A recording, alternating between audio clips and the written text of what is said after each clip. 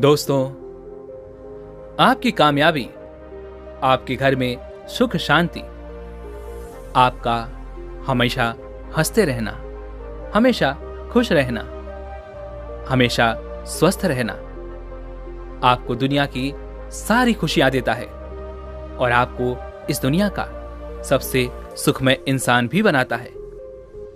आज की जो कहानी मैं आपको सुनाने जा रहा हूं, इस कहानी में पूरी दुनिया का ज्ञान है, पूरी दुनिया का समाधान है। इसलिए ये कहानी आप अंत तक अवश्य देखिएगा। बहुत समय पहले की बात है। एक छोटा सा नगर था। उस नगर में एक बहुत ही धनी सेठ रहा करता था। उस धनवान सेठ के पास कहने को सब कुछ था, किसी चीज की कोई कमी नहीं थी। उस धनवान सेठ ने अपने जीवन में बहुत बड़े बड़े मुकाम हासिल किए थे। उसने अपने जीवन में कई सफलताएं प्राप्त की थीं। वह जिस नगर में भी व्यापार करने जाता, वहां पर भी उसे सफलता मिलना निश्चित था। वह अपने जीवन में कभी भी हारा नहीं था। उसका व्यापार भी खूब जोरों शोरों से चल रहा था। उसके पिताजी ने उसे ऐसी 4 बातें बता रखी थी जिसका वह नियमित पालन किया करता था और उन्हीं बातों का वह अनुसरण किया करता था। और उन्हीं बातों की वजह से उसका जीवन बड़ा ही सुखमय था। वह जीवन के हर क्षेत्र में सफल था। ऐसे ही काफी समय बीत गया और अब वो धनवान सेठ काफी बूढ़ा हो चुका था। अब उसे लगने लगा था कि मेरी मृत्यु बहुत नजदीक है, मेरी मृत्यु कभी भी हो सकती है। और वह जानता था कि उसका बेटा बहुत भोला है, बहुत नादान है, उसे अभी दुनियादारी की समझ नहीं है।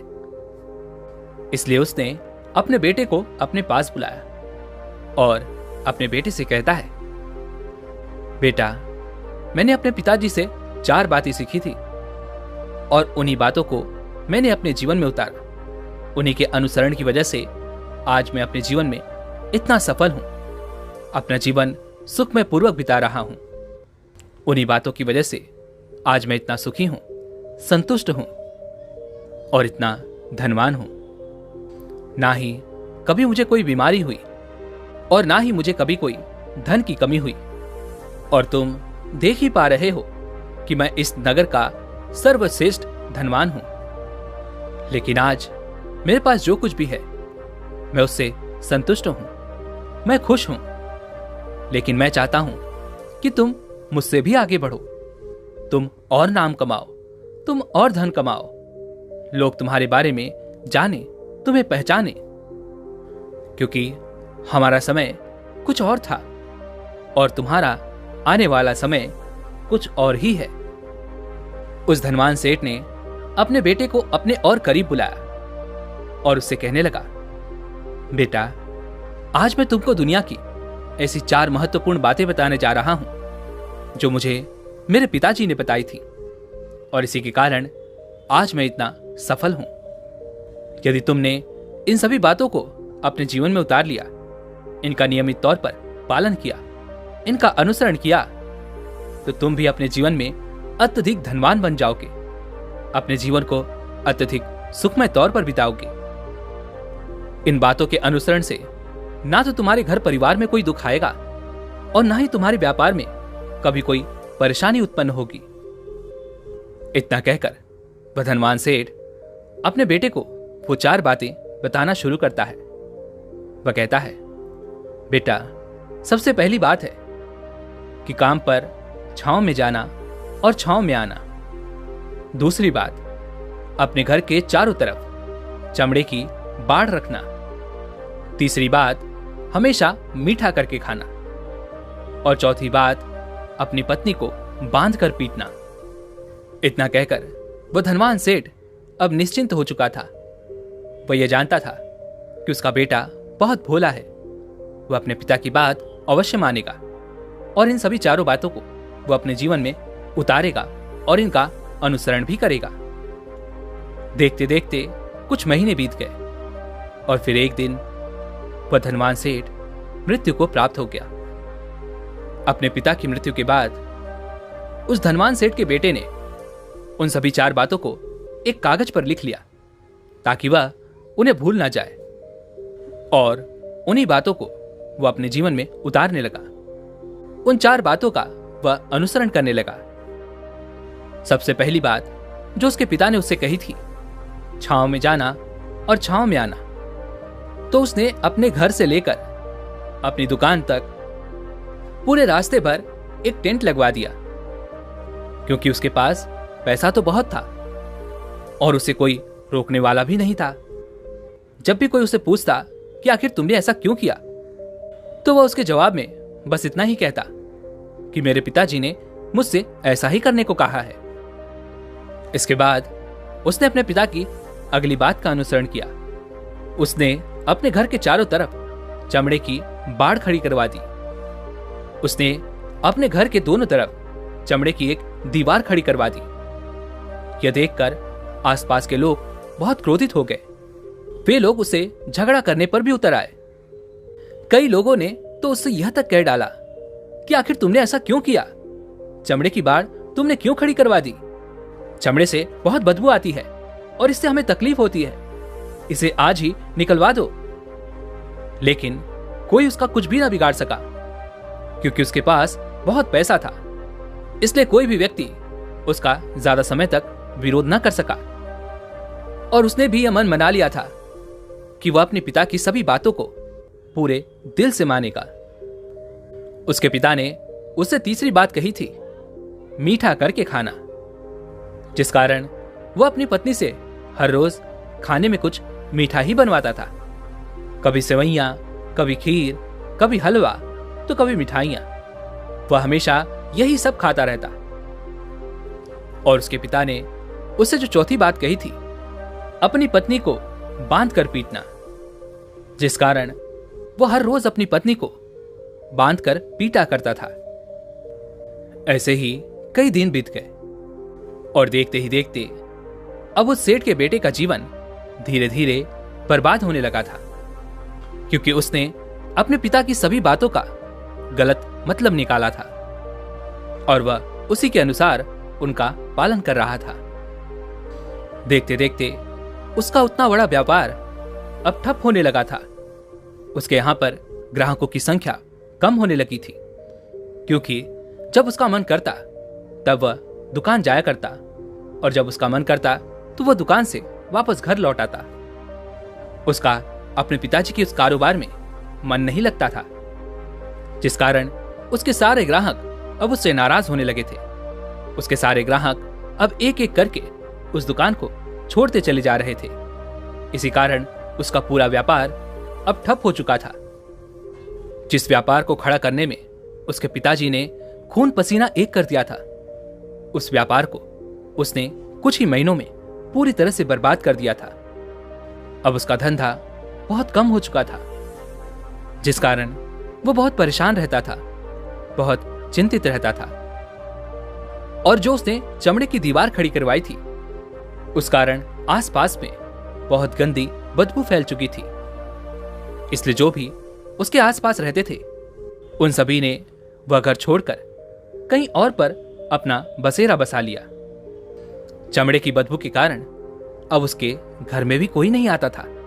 यहां तक कि उसके मित्र और उसके रिश्तेदार भी उस घर में आने से कतराते थे। लेकिन अब भी उसे यह समझ नहीं आ रहा था कि आखिर यह सब हो क्यों रहा है। वह बहुत परेशान रहने लगा था और वह हमेशा मीठा भोजन किया करता था, जिस कारण उसका वजन बहुत ज्यादा बढ़ चुका था। और इस मोटापे के कारण उसके शरीर में न जाने कितनी सारी बीमारियों ने अपना घर बना लिया था।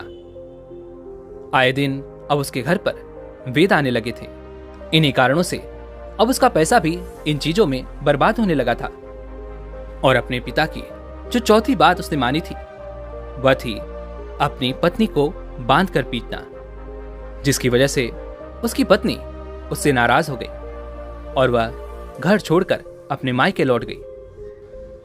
उसने अपनी पत्नी को मनाने की कोशिश की, तरह तरह के उपाय किए, लेकिन उसकी पत्नी नहीं मानी। और वैसे भी कोई भी स्त्री ऐसे मर्द के साथ क्यों रहना चाहेगी जो उसे बेवजह ही बेबात पर ही बांध कर पीटता हो। देखते देखते अब उस सेठ के बेटे का पूरा जीवन बर्बाद हो चुका था।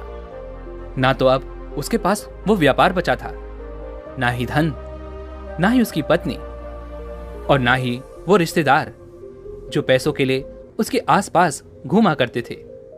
और तो और अब उसका स्वास्थ्य भी ठीक नहीं रहता था, जिस कारण वो बहुत चिंतित रहने लगा था, बहुत परेशान रहने लगा था। उसे ये सब समझ ही नहीं आ रहा था क्या हो रहा है और क्यों हो रहा है। इन सभी बातों को लेकर वो बहुत परेशान रहता और वो मन ही मन अपने पिताजी को कोसा करता। वह कहता, पिताजी, आपने तो मेरा पूरा जीवन बर्बाद कर दिया। आपकी उन 4 बातों के कारण आज मुझसे मेरा सब कुछ छिन चुका है। ना तो मेरे पास वो व्यापार रहा, ना ही धन दौलत, ना ही वो रिश्तेदार, ना ही मेरी पत्नी, और यहां तक कि मेरे स्वास्थ्य ने भी मेरा साथ छोड़ दिया है। आप ही के कारण आज मेरा पूरा जीवन बर्बाद हो चुका है। यदि मैंने आपकी वो 4 बातें ना मानी होती, यदि मैंने उन्हें अपने जीवन में ना उतारा होता, तो आज मैं एक सुखमय जीवन जी रहा होता। आपकी इन 4 बातों पर चलकर मुझे क्या मिला? मैंने एक आज्ञाकारी बेटे की तरह आपकी सारी बातें भली भांति मानी, उन पर यकीन किया, उनका अनुसरण किया। लेकिन मैं ही मूर्ख था जो मैंने आपकी उन बातों पर आंख बंद करके यकीन कर लिया। इतना कहकर वो फूट फूट कर रोने लगा। तभी उसे एक दिन पता चला कि उसके पास के नगर में एक साधु आए हुए हैं और वह साधु सभी की समस्याओं का हल बताते हैं। चाहे कैसी भी समस्या हो, वह उसका निवारण अवश्य करते हैं। यह सुनकर उसने सोचा कि चलो एक बार मिलकर देखता हूं, हो सकता है कि मेरी भी समस्या का समाधान मुझे मिल जाए। इस आशा के साथ वह उन साधु के पास पहुंचा। वहां पहुंचकर सीधा वह उनके चरणों में जा गिरा और जोर जोर से रोने लगा। वह कहने लगा, हे गुरुवर, अब आप ही मुझे बचा सकते हैं। मेरे पिताजी ने तो मेरा पूरा जीवन बर्बाद करके रख दिया। आज मेरी जो भी स्थिति है वो सब मेरे पिताजी के कारण ही है।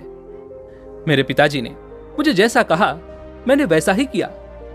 हमेशा एक अच्छे बेटे की तरह उनकी सारी बातें मानी, अपने सारे फर्ज निभाए।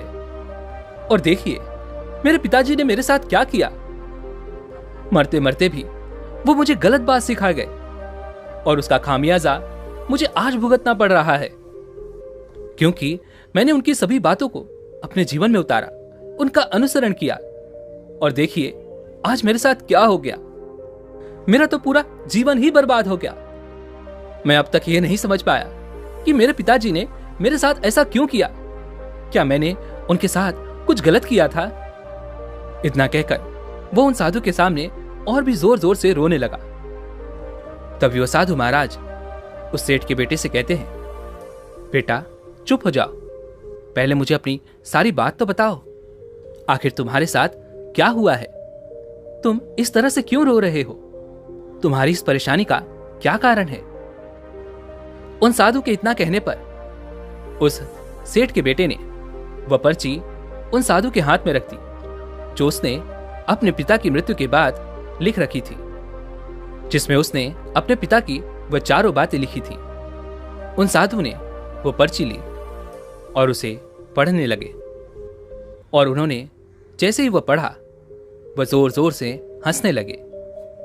और वह उस सेठ के बेटे से कहते हैं, तुम कितने बड़े मूर्ख हो। तुम्हारे पिता ने तो तुम्हें दुनिया का सारा ज्ञान दे दिया, लेकिन तुम उसे समझ नहीं पाए, तुम उसका सही तरह से पालन नहीं कर पाए, और कहते हो कि तुम्हारे पिता ने तुम्हें गलत राह दिखाई है, तुम्हें गलत संदेश दिया है। तुम्हारे पिताजी तो तुम्हारी परीक्षा ले रहे थे कि तुम उनकी बातों को समझ पाते हो या नहीं, तुम उनकी बातों का सही मतलब निकाल पाते हो या नहीं। यदि वो चाहते तो इसका मतलब तुम्हें अच्छी तरह से बता सकते थे, लेकिन वह चाहते थे कि तुम इन बातों का मतलब खुद से जानो, खुद से समझो कि इन बातों का क्या अर्थ है। लेकिन अब तो ऐसा प्रतीत होता है कि मानो तुम्हारी बुद्धि बिल्कुल भ्रष्ट हो चुकी है। तुमसे बड़ा मूर्ख मैंने आज तक नहीं देखा। जिसके पास दुनिया का इतना बड़ा ज्ञान हो, वह भला इतनी बड़ी मूर्खता कैसे कर सकता है?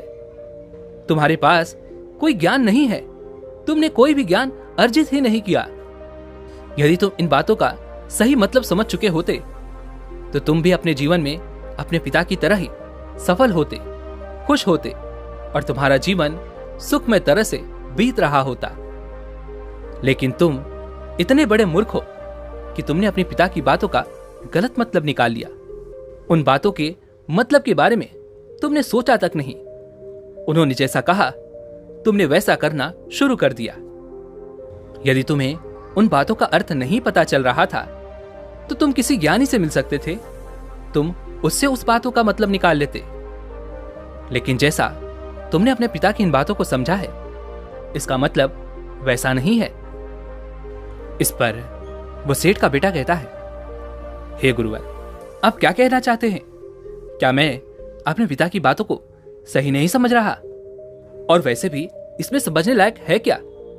उन्होंने तो सब कुछ साफ साफ ही बताया था और मैंने उन्हें अपने जीवन में उसी तरह से उतार लिया। तो फिर मैंने गलत क्या किया है? इस पर वह साधु एक बार फिर मुस्कुराने लगे और उस सेठ के बेटे से कहते हैं, बेटा, ये जो बातें लिखी गई हैं, इन बातों के पीछे एक गहरा अर्थ है जिसे तुम समझ नहीं पाए। इसी कारणवश तुमने ये मूर्खता कर दी और इसी कारणवश तुमने अपना पूरा जीवन बर्बाद कर लिया। लेकिन अब भी कुछ नहीं बिगड़ा। अब भी तुम्हारे पास बहुत समय है। यदि तुम चाहो तो अब से मेहनत करके भी तुम अपने जीवन में एक बार फिर से वो जीवन प्राप्त कर सकते हो। वो खुशहाली, वो समृद्धि, सब कुछ हासिल कर सकते हो। इस पर वो सेठ का बेटा कहता है, हे गुरुवर, कृपया करके मुझे उन 4 बातों का मतलब समझाइए। आखिर उन 4 बातों का क्या अर्थ है? इस पर वो साधु महाराज उस सेठ के बेटे को कहते हैं, तुम्हारे पिताजी ने तुमसे कहा था छांव में जाना और छांव में आना। इसका मतलब यह है, सूर्य निकलने से पहले ही तुम दुकान पर पहुंच जाना और सूर्यास्त होने के बाद ही तुम वापस घर आना, जिससे तुम्हें दुकान पर अधिक से अधिक समय मिल पाएगा। तुम उस काम को अच्छी तरह समझ पाओगे, उस काम को अच्छी तरह से कर पाओगे, उस काम को बढ़ाने में तुम अपना दिमाग लगा पाओगे और तुम अपने काम में तरक्की कर पाओगे। लेकिन तुमने तो इसका गलत ही मतलब निकाल लिया। तुमने तो अपने घर से लेकर दुकान तक एक ऐसा टेंट लगवा दिया जिससे तुम छांव में आ सको और छांव में जा सको। अब तुम ही बताओ, क्या तुमने अपने पिताजी की इन बातों का सही मतलब समझा था? यह सुनकर वो सेठ का बेटा जोर जोर से रोने लगा और कहने लगा, हे गुरुवर, मेरी ही गलती थी। मैंने ही अपने पिता की इन बातों का गलत मतलब निकाला और इसी कारणवश आज मैं पूरी तरह से बर्बाद हो चुका हूं। मैं ही सबसे बड़ा मूर्ख था। मेरे पिताजी ने तो मुझे इतना महत्वपूर्ण ज्ञान दिया था, लेकिन मैं उस हीरे को पत्थर समझ बैठा। आगे वो सेठ का बेटा उन गुरुवर से कहता है, हे गुरुवर, दूसरी बात क्या है? उसका अर्थ क्या है? आगे वह गुरुवर दूसरी बात का अर्थ समझाते हुए कहते हैं, चमड़े की बाड़ करवाना। इसका अर्थ यह है कि तुम अपने घर में कुत्ता या बिल्ली पालना। जब तुम अपने घर में कुत्ता बिल्ली पाल लोगे तो यह तुम्हारे घर की चारों ओर से रक्षा करेगा, जिससे तुम्हारी धन दौलत पूरी तरह से सुरक्षित रहेगी और तुम बेफिक्र होकर दुकान पर मन लगा सकोगे, बेफिक्र होकर दुकान के कामों को समझ सकोगे और तरक्की कर पाओगे। और तो और तुम्हारे मन में कभी यह भी डर नहीं होगा कि कहीं कोई चोर आकर मेरी संपत्ति न चुरा ले। चमड़े की बाड़ करवाने का असली मतलब यह है, लेकिन तुमने तो चमड़े की बाड़ करवाने का मतलब कुछ और ही निकाल दिया। तुमने तो अपने घर की दोनों दीवारों को ही चमड़े से पूरी तरह से भरवा दिया, जिस कारण आसपास गंदी बदबू फैल गई। तुम्हारे आसपास के पड़ोसी भी अपना घर छोड़कर कहीं और चले गए। यहां तक कि तुम्हारे मित्र, तुम्हारे सगे संबंधी भी उस बदबू के कारण तुम्हारे घर पे आने से कतराने लगे। और अब हालत तो ये हो चुकी है कि ना तो तुम्हारे घर पर कोई आता है और ना ही कोई जाता है, और इसी कारणवश लोग तुम्हें नापसंद करने लगे, और तुम्हारी बर्बादी का ये भी एक कारण है। आगे वो सेठ का बेटा कहता है, हे गुरुवर, ये सब तो ठीक है, लेकिन ये मीठा करके खाना, क्या मैंने इसका भी अर्थ गलत निकाला? मैंने तो अपने पिता की बातों के कहे अनुसार ही हर रोज मीठा खाया, और आज देखिए मेरा शरीर कितना वजनीदार हो चुका है, जिस कारण मुझे अनेक प्रकार की बीमारियों ने घेर रखा है। क्या मैं इस बात को भी गलत समझ रहा था? इस पर वह साधु उस सेठ के बेटे से कहते हैं, हाँ, तुमने इस बात का भी गलत मतलब ही निकाला है। मीठा करके खाने का अर्थ यह है कि जब भी तुम्हें भूख तेजी से लगे तभी तुम्हें भोजन करना है, ना उसके पहले और ना उसके बाद। अन्यथा यदि तुम्हें भूख ना लगी होगी और तुम्हें भोजन मिल जाए तो तुम उस भोजन की कभी कदर नहीं करोगे। फिर चाहे वो भोजन कितना भी स्वादिष्ट क्यों ना हो, फिर चाहे वो भोजन कितना भी लाजवाब क्यों ना हो, तुम उसकी कदर कभी नहीं कर पाओगे, तुम उसका सम्मान कभी नहीं कर पाओगे। किंतु जब एक व्यक्ति को जोरों की भूख लगी होती है तो उसके सामने यदि तुम सूखी रोटी भी रख दो तो भी वो उसके लिए किसी पंचमेल से कम नहीं है। वह उसे प्रेम पूर्वक खाता है, उसका आदर करता है, उसका सम्मान करता है, और वह रोटी उसे मीठी लगती है। इसीलिए तुम्हारे पिताजी ने यह कहा था कि भोजन मीठा करके खाना, जिससे तुम्हारा स्वास्थ्य भी अच्छा रहेगा। क्योंकि जब एक व्यक्ति को भूख लगी होती है और उस समय पर जब वो भोजन करता है तो वह उसके लिए एक अमृत समान होता है, और वहीं पर जब किसी व्यक्ति को भूख ना लगी हो और ऐसे समय पर वो भोजन करता है तो वह उसके लिए विष समान है, वह उसे बहुत नुकसान पहुंचा सकता है। लेकिन तुमने तो इसका भी गलत मतलब निकाला था। तुम हर रोज मीठा खाने लगे, जिस कारण तुम्हारा वजन बढ़ने लगा, और इसी कारणवश तुम्हारे शरीर में अनेक रोगों ने अपना घर बना लिया और यह तुम्हें मृत्यु के करीब ले जा रहा था। इसलिए आज से जब भी तुम्हें जोरों की भूख लगे तभी भोजन करना, जो तुम्हारे लिए अत्यधिक फायदेमंद होगा और तुम्हारे शरीर को हमेशा निरोगी बनाने में तुम्हारी मदद करेगा। और जब भी तुम्हें भोजन की आवश्यकता ना हो, तुम्हें भूख ना लगी हो, ऐसे समय पर भोजन कभी ना करना। ये तुम्हारे लिए बहुत नुकसानदायक साबित होगा। और यही तुम्हारी तीसरी गलती थी, जिस कारण तुम्हारा पूरा जीवन बर्बाद हो रहा था। आगे वह सेठ का बेटा कहता है, किंतु हे गुरुवर, चौथी बात तो बिल्कुल साफ लिखी गई है, अपनी पत्नी को बांध कर पीटना। तो क्या इसका अर्थ भी कुछ और है? क्या मैंने इसका भी गलत मतलब निकाला है?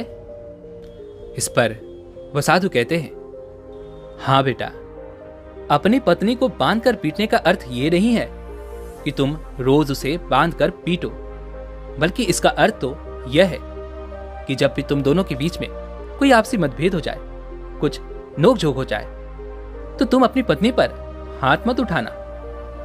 जब तक कि एक स्त्री की कोई औलाद नहीं होती, तब तक वह स्त्री पूरी तरह से मानसिक तौर पर अपने आप को मुक्त समझती है, और जब एक स्त्री की औलाद हो जाती है तो वह अपने रिश्तों में बंध जाती है और वह अपने रिश्ते को पूर्णतः निभाने का हर मुमकिन प्रयास करती है। और ऐसे समय पर यदि तुम्हारे बीच कुछ नोकझोंक हो जाए, कुछ गलतियां हो जाए, और ऐसे समय पर यदि तुम उस पर हाथ भी उठा देते हो, तब भी वह तुम्हें छोड़कर कभी नहीं जाएगी। क्योंकि एक स्त्री अपने पति को जरूर छोड़ सकती है, लेकिन अपनी औलाद को नहीं। लेकिन इसका अर्थ यह भी नहीं है कि तुम अपनी पत्नी पर हाथ उठाओ, बल्कि तुम्हारे पिताजी का यहां पर कहना यह था कि जो भी कोई व्यक्ति तुम्हारे साथ किसी रिश्ते में जुड़ा हुआ है, उसे अपने रिश्ते में कुछ इस तरह से बांध लो कि वह तुम्हें नुकसान ना पहुंचा सके, वो तुम्हारे साथ कुछ गलत ना कर सके, वो तुम्हारा फायदा ना उठा सके। और हमेशा अधिकांश लोग अपने जीवन में यही गलतियां करते हैं। वह अपने नए रिश्ते को कभी समय नहीं देते, जिस कारण उनका रिश्ता उतना मजबूत नहीं हो पाता और इसी कारणवश वो अपने रिश्ते से हाथ धो बैठते हैं। और यही गलती तुमने भी की। तुमने तो अपनी पत्नी को बांध कर पीटा है, तो भला वो तुम्हें कैसे माफ कर सकती है? और यही कारण है कि वह तुम्हें छोड़कर चली गई। तुमने जो अपनी पत्नी के साथ किया वो माफी के लायक नहीं है, लेकिन तुम्हें अपनी पत्नी से माफी मांगनी चाहिए क्योंकि तुमने गलत किया है। इसलिए जाओ और अपनी पत्नी से माफी मांगो, उसे वापस घर लाओ। और यही वो 4 बातें थी जो तुम्हें तुम्हारे पिता ने समझाने का प्रयास किया था, लेकिन तुमने इन सभी बातों का गलत मतलब निकाला और इसी कारणवश तुम पूरी तरह से बर्बाद हो गए। किंतु अभी भी तुम्हारे पास बहुत समय है। यदि तुम इन सभी बातों का सही अनुसरण करते हो तो तुम अपने जीवन में एक बार फिर से वो सब कुछ हासिल कर सकते हो जो तुमने खोया है। ये सारी बातें हमारे जीवन की पूरी परेशानियों का समाधान है। तुम किसी भी तरह से इनको देख सकते हो। यदि तुम कामयाब होना चाहते हो तब तो तुम्हें मेहनत करनी ही होगी। सूर्य निकलने से पहले तुम्हें अपने घर से निकलना होगा और हमेशा सूर्य के ढलने के बाद ही तुम्हें घर वापस लौटना होगा, ताकि धन दौलत को कोई तुमसे छीन ना ले। तुम्हें अपने रिश्तों को कुछ इस तरह से बांधना होगा ताकि वो रिश्ते तुम्हें परेशान ना करें, तुम्हें तकलीफ ना पहुंचाएं, तुम्हारा फायदा ना उठाएं और तुम्हें कभी नुकसान ना पहुंचा सकें। और हमेशा एक अच्छा और स्वस्थ भोजन करना जब तुम्हें भूख लगी हो, ताकि तुम्हें जो भी सांसें मिली हैं तुम उसे खुशी खुशी जी सको। और अपने रिश्तों को हमेशा बांध कर रखना, उन्हें खुला मत छोड़ना, अन्यथा वो तुम्हारे हाथ से फिसल जाएंगे। और अपने घर में अवश्य ही कुत्ते को जरूर पालना ताकि तुम्हारा धन हमेशा सुरक्षित रहे। इन सभी बातों का अपने जीवन में अनुसरण करने के बाद तुम अपने जीवन में वो सब कुछ फिर से एक बार पा सकते हो जो तुमने आज तक खोया है। और हो सकता है कि तुम इससे भी अधिक उन्नति कर पाओ, इससे भी अधिक समृद्धि पा सको, अपने जीवन को खुशहाल और सुखमय बना सको। इतना कहकर वो साधु शांत हो गए और वह सेठ का बेटा भी अपनी सभी गलतियों को समझ चुका था। उसने उन गुरु को प्रणाम किया और वापस वह अपने घर लौट गया। उसने उन सभी 4 बातों को अपने जीवन में उतारा, उनका सही अनुसरण किया। उसके बाद से उसके जीवन में सकारात्मक प्रभाव दिखने लगे। वो एक बार फिर से अपने व्यापार को खड़ा करने में सफल रहा। वो एक बार फिर से अपनी पत्नी को घर लाने में सफल रहा और देखते ही देखते उसका जीवन सुखमय और आनंदमय हो चुका था। दोस्तों, उम्मीद है कि आपने आज की इस वीडियो से जरूर कुछ न कुछ सीखा होगा।